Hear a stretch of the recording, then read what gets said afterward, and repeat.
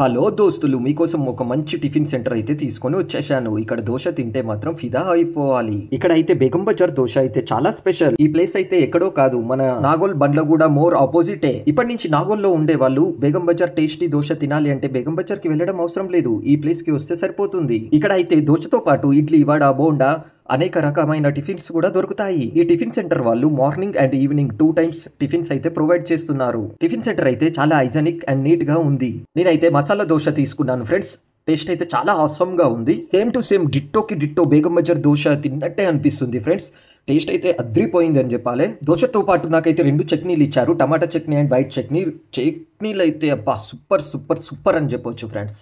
అలాగే ఈ tiffin centre వాళ్ళు స్వీట్ హౌస్ కూడా నడిపిస్తున్నారు ఫ్రెండ్స్. స్వీట్స్ కూడా చాలా అవైలబుల్గా ఉన్నాయి ఇక్కడ.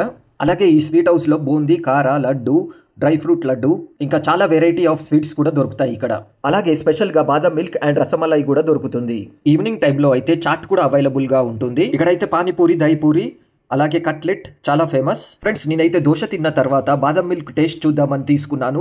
బాదం మిల్క్ అయితే చాలా బాగుంది, చాలా డ్రై ఫ్రూట్స్ వేశారు దాంట్లో. ఈ ప్లేస్ వచ్చి one of the best place అని చెప్పొచ్చు దోశ అండ్ బాదం మిల్క్ కోసం. మీ ఫ్రెండ్స్ అండ్ ఫ్యామిలీలో దోశ లవర్స్ ఎవరైనా ఉంటే వారికి తప్పకుండా ఈ రీల్ అయితే షేర్ చేయండి. ఈ రీల్ నచ్చినట్టయితే లైక్ చేయండి. మరిన్ని ఇంట్రెస్టింగ్ టాపిక్స్ కోసం ఫాలో చేయడం మర్చిపోకండి.